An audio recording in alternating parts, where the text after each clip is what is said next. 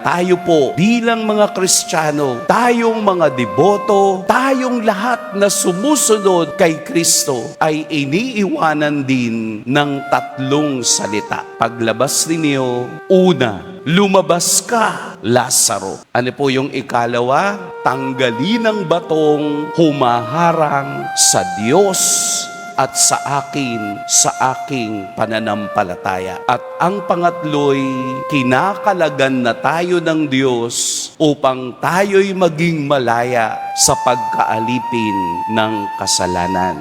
Hindi pa po dito nagtatapos.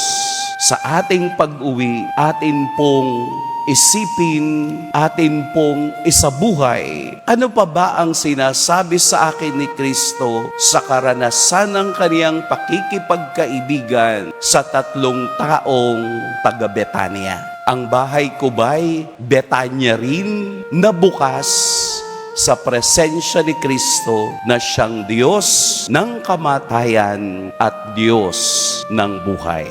Mag-iingat po kayo ngayong araw. Pagpalain tayo ng poong may kapal.